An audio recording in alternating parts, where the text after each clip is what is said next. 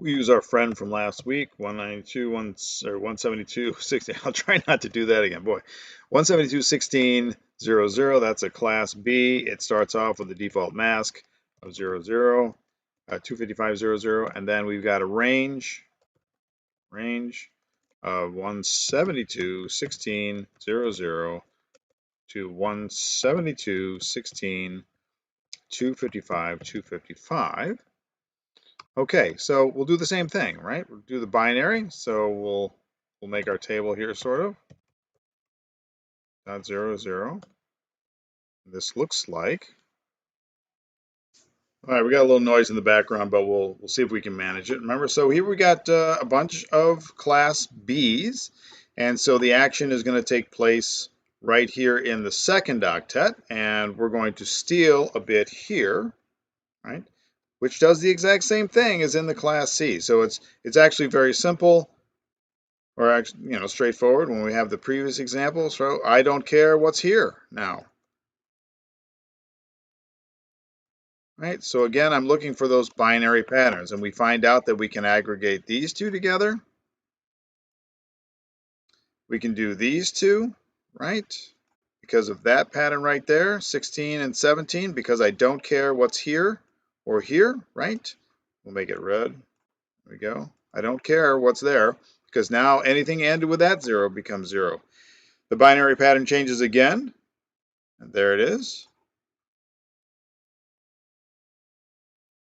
So we got another binary pattern change that I recognize because of the ones, and then I can aggregate these two together. The key to this is that if I've got one bit that I stole, the pattern is just 1 and 0. That's the only possibility. And so that means that the range here is 172, 14, 00 to 172, 15, 255, 255. So we just glued two class Bs together. So instead of 65,000 addresses, we've got, 128 or so. Well, 131,000. Whoops. 131,000 addresses, right?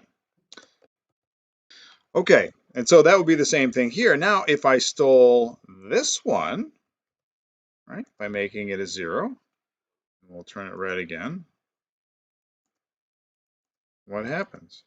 So now if we look at, sort of this address space as a whole,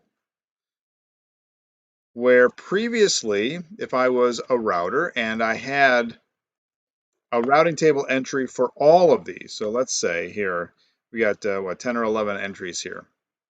So that means that I would have, in the example up above, I would have an entry. I'll put it over here with everything else.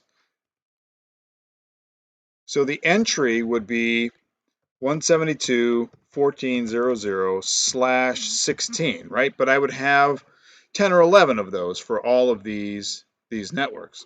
But by doing this aggregation, it would now be /15. Why is it /15? Because previously, right, when I stole just one bit, it was this, and I count the zeros, and I count the ones, and I get 8 plus 7, which gives me 15.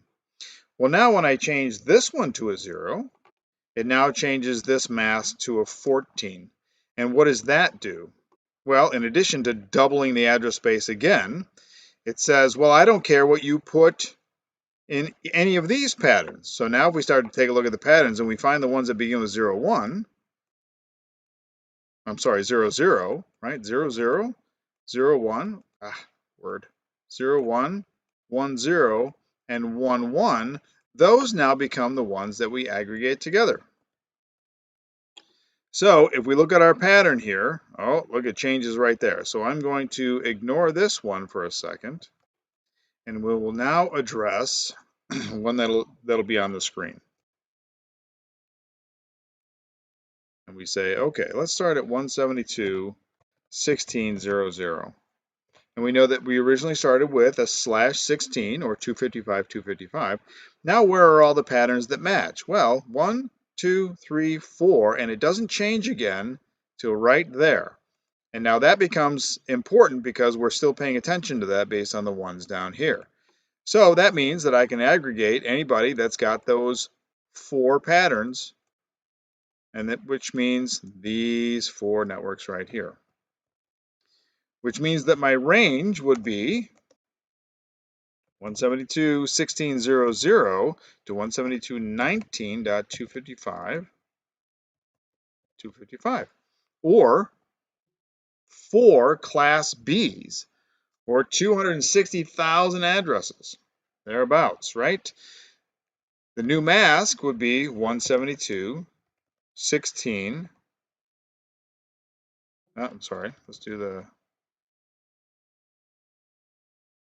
routing table entry. 172.16.00/14, right? And the usable addresses is 260,000 minus 2. So same thing. But look right here, we've got 000101. And that pattern is matched all the way down here. So all of these would be able to be matched together. So another entry that would, or maybe the next entry, would be 172.20.0.0 to 172.23, right? Because it changed right here for 24.255.255. The routing table entry would be 172.20.0.0/14. So again, we're gluing 4, right? 16, 17, 18, 19, and 20, 21, 22, 23 together, which means that instead of these 8/24s, we would have 2. Well, what happens? We'll do one more. What happens if we change it here? We change that one to a .0, which means that I don't care what goes on in the first 3, or I should say the last 3 bits of the network address, because this changes to a 0. And so now the binary patterns that I care about are just in these 5 bits. And look, they go all the way down to here now. Right? So now we don't need this entry.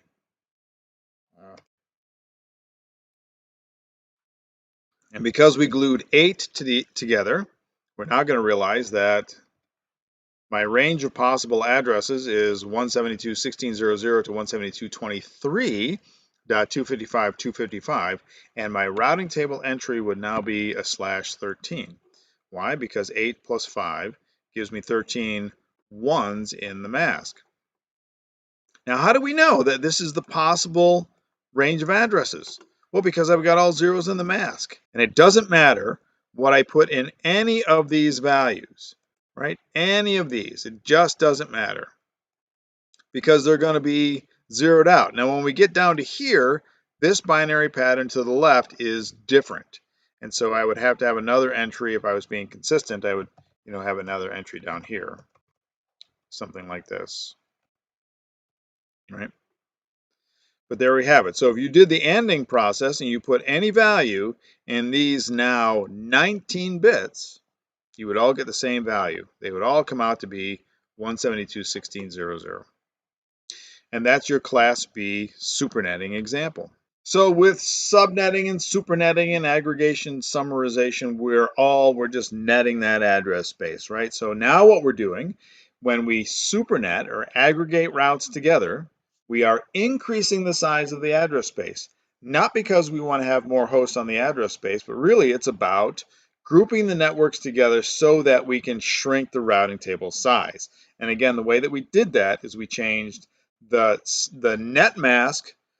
We found where the ones were in the network portion, and we started changing those ones to zeros, doubling every time the address space.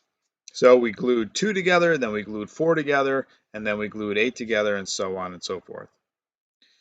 Well, if you managed to sit through all of this and dug what you saw, like and subscribe, and hey, may those aggregated packets always reach their destinations.